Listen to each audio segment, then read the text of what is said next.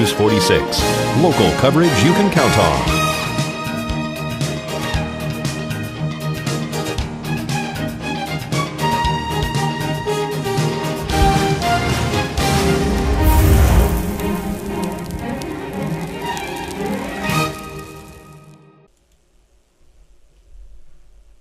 Hello and welcome to another episode of Talk TV. I'm your host, Doug Brendel. I'm here today with Jim Gregory. Jim is with Us Two International, a prostate cancer awareness and support group. How you doing today, Jim? I'm doing fine, Doug. Thank you. Now, tell us a little bit about what it is that Us Two does. We are a support group, international. We have chapters all over, well, not all over, but in different countries. We have quite a few chapters in the United States. We're headquartered back east. We are a 501c3 nonprofit organization. What we are here for is try to get the word out to men who are just diagnosed or who need to get educated about prostate cancer. It's not something you want to be pushed into not having any knowledge of it. Right. Now, I would assume that you have prevention, detection, cure, and long-term prognosis, all the information that somebody would want for this subject. We have all kinds of brochures, books, pamphlets. I get monthly newspapers from our us2 national headquarters. I get a quarterly newsletter from PCR down in Los Angeles. They are the largest group. They hold an annual conference in Los Angeles, and people come from all over the world. They're the largest group to get together as a group, as a conference in the world. They bring professionals, doctors, students, patients, people who are interested from all over the world come to that thing. I think the last couple have been close to 1,000 people show up. Wow. And then you get the benefit of that. Yeah. Tell me something, though, about prostate cancer. Is it kind of sneaky? In other words, if somebody thinks that they're going to have symptoms that sets an alarm off and they're going to say, boy, something's really wrong, or can it just slowly creep up on someone and before you know it, it's just too late? It creeps up on you. It don't normally give you any signals. There are signals to look for. And maybe if you come to our support meetings and get educated, you might recognize some of these. But typically speaking, a guy is diagnosed with prostate cancer, and it's a complete surprise to him. It's usually detected by a blood test, a PSA test, and then your doctor will probably give you a DRE, digital rectal exam, to feel of your prostate and see if you can feel any hard spots or if it's oversized or anything abnormal. And how often do they recommend that a man get one? And actually, even more importantly, at what age should a man get his first prostate exam? They say right now, anyone over 45 years of age. If you're at risk group, African Americans, certain other minorities, you should be getting one. You should be getting your PSA and your DRE at 40. Wow. Annual? Yeah, annual. I would recommend, if you have any doubts at all, and this includes people who have blood relatives who have had prostate cancer, uncles, cousins, great uncles, blah, blah, blah. Right. Anybody in your bloodline. Now, so a strong determining thing for it, along with a lot of other cancers, is genetic. Yes, it can travel in your genes. In my case, I had an uncle on my father's side who died of prostate cancer, and I had an uncle on my mother's side who died of prostate cancer. And you yourself contracted it 17 years ago. Yep. That's a pretty long battle. the word survivor definitely would apply to you, would it not? I've been very fortunate. I've had very good doctors. I've educated myself. I don't know how many trips I've made to the US2 group meeting down in Las Vegas to listen to guest speakers who are normally professionals in their field. It's something I did out of self-survival, really. Mm-hmm. I used to go all the way to LA to see my cancer doctor. How aggressive is this cancer typically? I mean, as a cause of death in the United States amongst males, do you know where it ranks amongst heart attacks, strokes, and other types of cancer? Yeah, it's just behind heart disease. Oh my gosh. Which Yeah. is what, number 1? Yeah. Oh my gosh. Prostate cancer is the number 2 killer of men in the United States. I believe that's true. Yeah. Wow, that is amazing. Something. And when you do contract the prostate cancer, if it goes unchecked or it's too far along, does it get overly aggressive and just consume the rest of the body in a short span of time? If not, no two diseases, no two men are alike. Uh-huh. It's a cancer that there's many varieties of it, and there is one very aggressive strain out there, and it doesn't usually show up with a high PSA. It usually shows up with a very low PSA. What's a PSA again? What does it stand for? Yes. Specific. I don't remember. It's a blood test. Oh, okay. It's all right. It's a count. Yeah, it's a count of something. It's a baseline not good they in your pick blood. out of your bloodstream. Okay. Yeah. I can't remember all these medical terms. But you know, some aren't good. Yeah, let me point out one thing now. There's been a big disparity, discussion, or disagreement between who should get treated and who should not get treated. Now, another reading is once you get your PSA and it's determined you need to get go get a biopsy, then the biopsy comes back and they grade it by a Gleason score. They take the worst cancer spot in your samples and they grade that 1 to 5. They take the next worst and they grade that 1 to 5, and they add the 2 scores together and give you a score. Okay. Now Gleason 6 is pretty normal. They're finding out in recent years that a lot of people, probably most people with a Gleason 6, if their PSA isn't way up there or there aren't other indications that they need to jump on it right away, it's normally something you can watch for hopefully years before they take aggressive action on it. And that's where the disparity has come in. They ran a big trial in Europe and one here in the United States, and the net results of treatment versus doing nothing. And the end result was there's very little difference in one or the other. Wow. So are you saying that the main thing that people should focus on is prevention and very early detection? Otherwise... No, let me go into it a little further there. Okay. And this is my belief, and it's being proven by science and doctors. The problem is when a man or anyone is diagnosed with cancer, what's the first thing you want to do? You want to get rid of it. First thing, you go into shock. Then you come out of that and go into the realization, yeah, you've got a serious problem now. What are we going to do about it? And you start thinking about that. Well, if I can get this thing out of my body that's eating away and going to kill me, then, that's the way to go.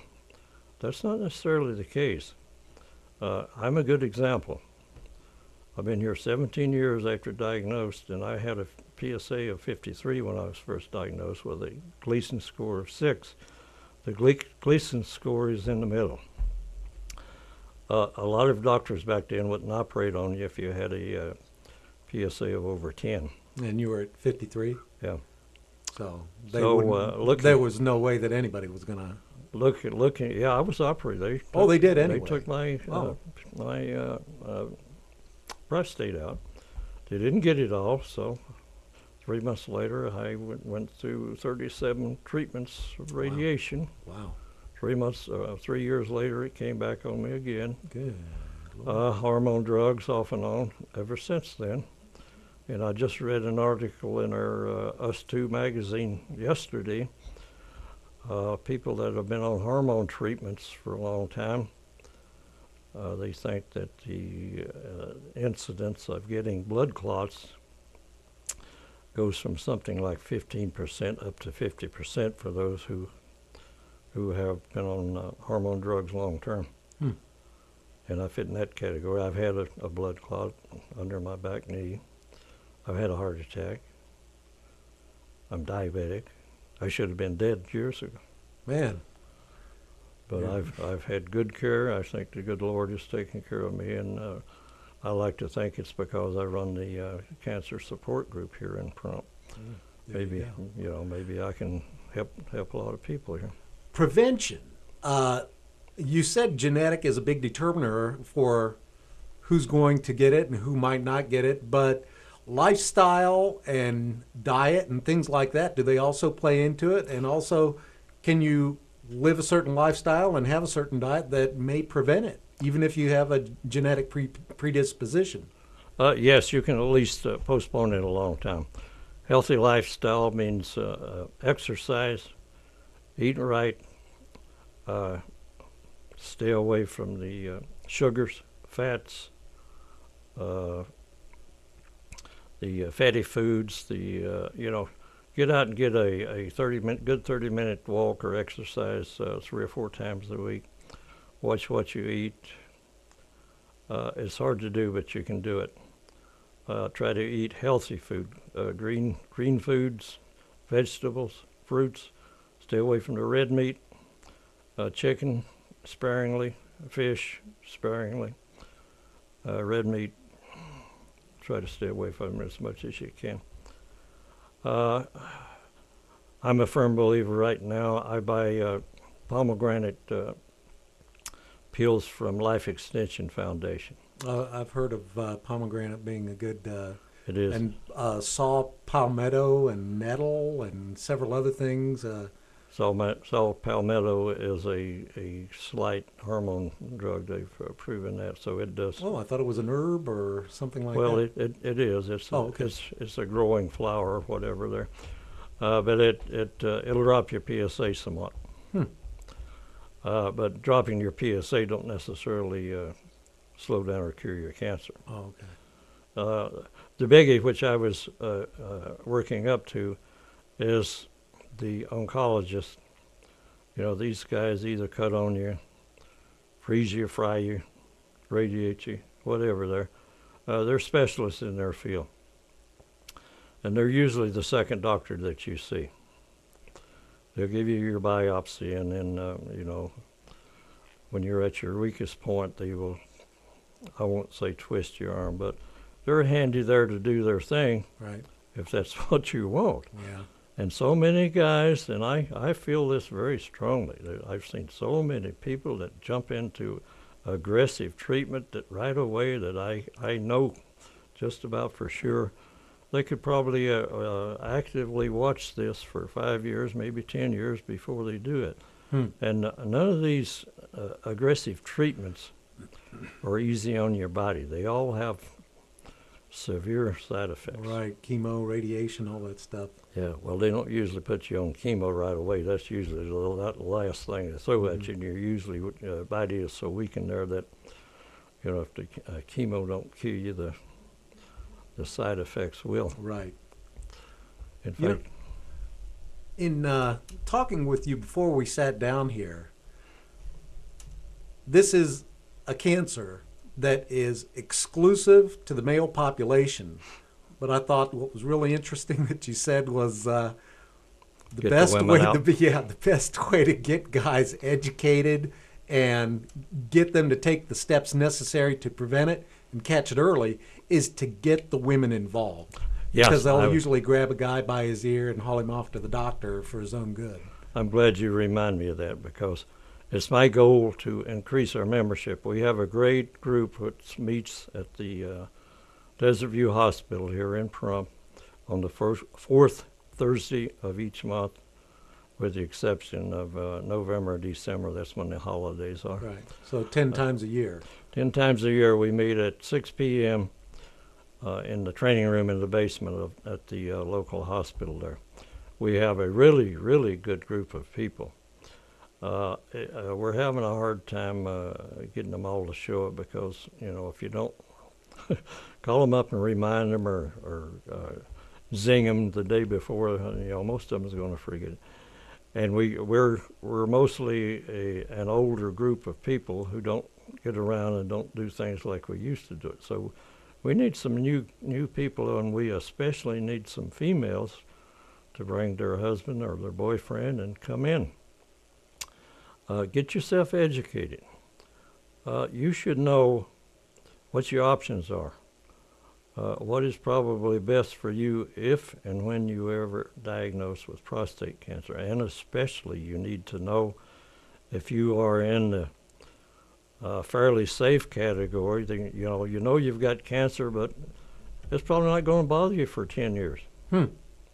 7 years, 10 years. Is that what you mean? Actually, you have the cancer, you're Yes. walking around, everything's Sure, fine, yeah. and there's you don't detect it at all. I have heard that one symptom can be that you might have some hip pain. Not till it gets in your bones, and it's When it gets in your bones, it's, okay. it's way past the diagnostic. So if it gets that phase, far, you might be a little too far gone. But you are saying right here, right now, that a man can have contracted prostate cancer and go about his life for a good 7 years, 10 years, and not even know it. I know several people that are up there in age, late 70s and 80s. Mm-hmm. They were diagnosed several years ago with cancer. They know they've got it. They're actively watching it closely. A lot of them are taking some of the natural things that help, trying to eat right, I take also a good grade of CoQ10. I buy my vitamins and minerals mostly from Life Extension Foundation. Mm-hmm. Their website is lef.org. They sell pills, but they also are into research. They publish an outstanding magazine that has some great articles every month. They keep up with what's going on around the world as far as new procedures, new drugs, these tiny trials that are going on that you never hear about through the medical journal and stuff like that. Mm-hmm. LEF.org. They even came out maybe 3 years ago with a statement that they think that they can reverse aging in the next 20 years if they get the assistance of Congress, which, throw that one around, bounce that one around for a while. They've also, they think that metformin, the diabetes drug, is one of the drugs that can help do that. Lipitor, your LOX5 drugs. Is that a cholesterol beating drug? That's Yeah, what I thought. they think that's one of the things that can do it. I believe pomegranate, CoQ10. CoQ10 is a great cardiovascular natural drug. Right. I have been told that they actually prescribe this in Japan for heart patients, and over years it improves your heart condition, your Right. cardiovascular condition, your blood flow, your blood vessels, your heart muscles, the whole thing there.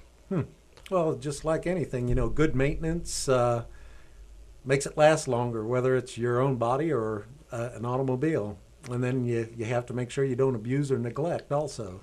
Well, let me give you a little story here about my previous drug prior to the one I'm on now. I'm on Zytiga now, which was approved by the FDA maybe a year ago, maybe a little less.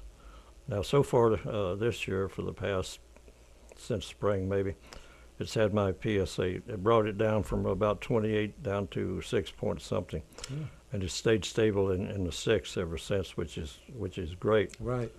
But before that, I was on a drug, a clinical trial drug, XL-184.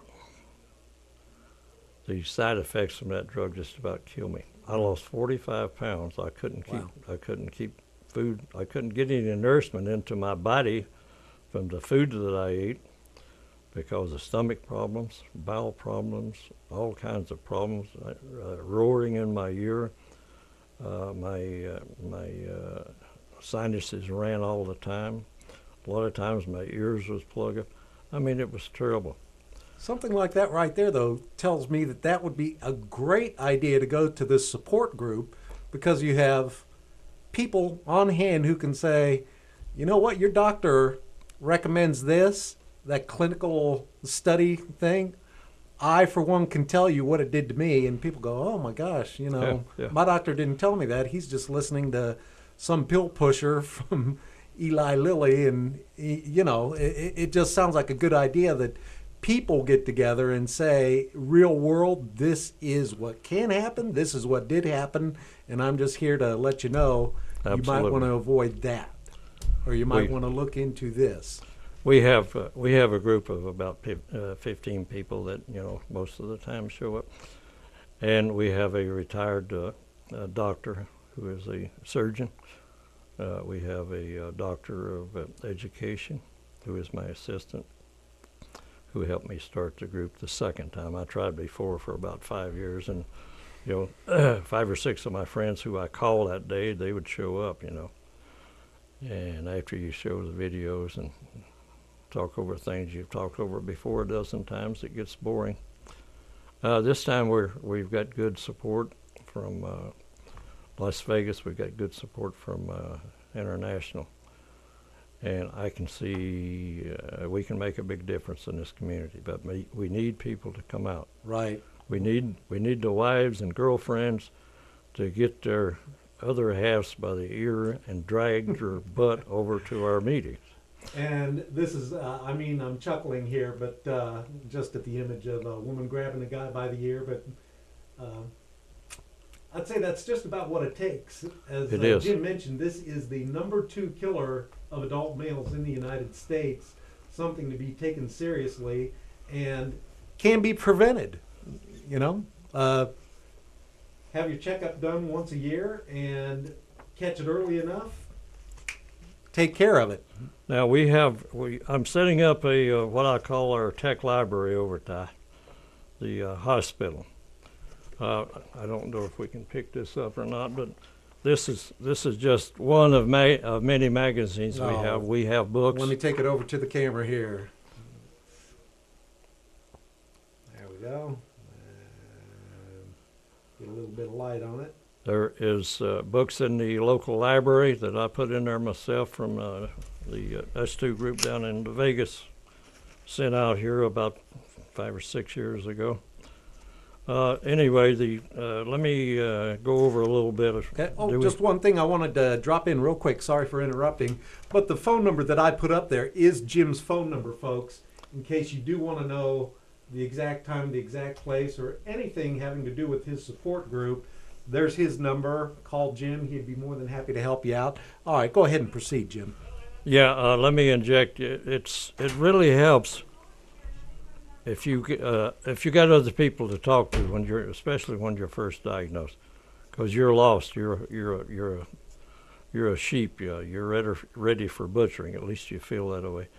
And if you got people who've gone through this, can relate their experiences and maybe point you in the right direction, it's a big help. I know I've gone through it. Okay, here's the table of contents just for this book here. You have advanced prostate cancer. What's next? Defining advanced prostate cancer. Metastasis. When cancer spreads to other parts of your body. Treatment options for advanced prostate cancer. More treatment options for advanced prostate cancer. The importance of keeping bones strong. That's another thing. I've been on a bone bone maintenance drug. Forget the name of it, but I get an IV injection about every 6 to 8 weeks. And I've taken some pretty heavy falls, folks, in the last 5 years. And by all rights, I should have broken my hip more than once. This book right here, you say this is available to people through your support group or Yes. at the hospital? We got all kinds of magazines, books that they can take home. They can keep the magazines and the brochures and stuff. If they take the books, I ask them to, when they get through reading the books, bring them back so somebody else can read them. All right. I'm going to put some books in the local library also. Jim, I hate to cut you off, but we Okay. have just about hit the limit here on our time, but it's been really worthwhile talking to you today.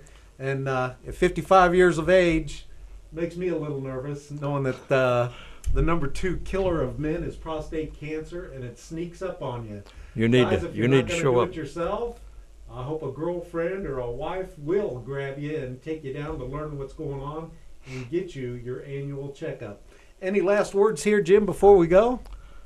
Once again, come out and support our group. When I say support, I mean come out and physically support. Show up for our meetings, and let's help the community. Let's get the word out on this. There's so many men that are being butchered needlessly that it makes me sick. And that's where the controversy comes up, where I was talking about over treatment or no treatment. I think a lot of doctors or a lot of people who were touting this to start with are having second thoughts. Have we got a couple of minutes? Just about 1 more minute, yeah. I wanted to mention ultrasound Doppler ultrasound, rather. There's a doctor over in Ventura, California that does this. Now, he uses the normal black and white ultrasound to configure what's inside your prostate.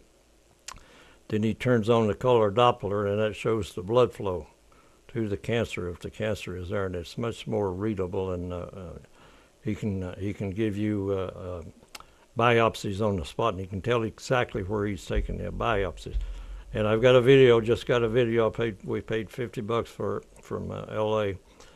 And one of the reasons I got it is, one of the subjects is MRI evaluation of the prostate versus the color Doppler. And they claim the MRI is more specific. It's a little more, they can tell more, because right on the outside radiant of your prostate there, when you're doing it with ultrasound, you can't, there's a blind spot there on both sides of the little place there. And one small blind spot can hide a world of hurt. Now, keep in mind, if your cancer is in the center of your prostate, it's not going anywhere for a while. If it's out near the capsule, ready to, out the barn door, then you need to do something right away. So, Right. Where it's at, the density, the size of your prostate, everything that goes into there is very important. So, if you're